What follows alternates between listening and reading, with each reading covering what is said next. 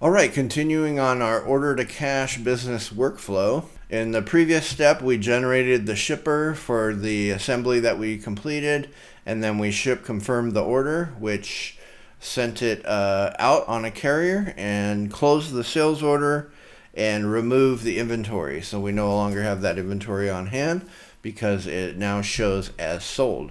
So the next step in the workflow is to generate the sales invoice. So we're now in the finance module. So we'll go ahead and head that way. Finance. We're dealing with sales invoices here. And we're going to use the function create sales invoice from shipper. Now in this case, you could just click go. Most accounting departments like to just click go so they can see what shipments are out there that have not yet been invoiced. In this case, it's our 500 pieces of our H-log that we've been working with. And the checkbox is already checked, so we're going to go ahead and create that invoice. Okay, it is created. Here's the invoice number, and now we're going to manage that invoice record. So here we go.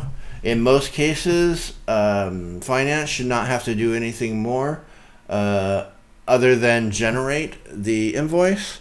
In some cases, there may be a reason to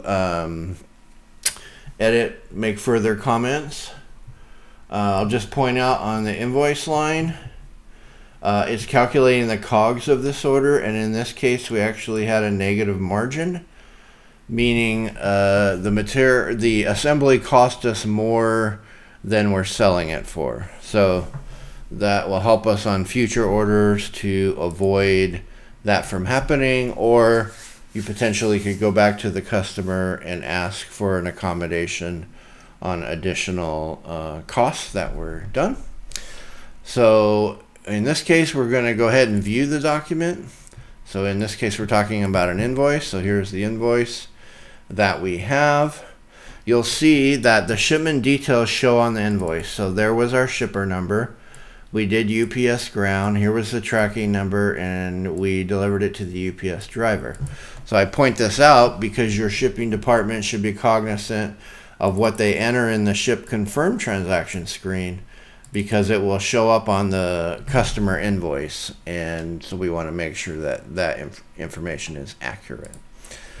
So in today's world, most invoices are emailed, and so your finance team could then view the invoice and then go ahead and send it out. So in this case, we are going to send it to Henry Ralph with Henry Logistics and send that out to the customer. This completes the sales invoice generation in BAP365.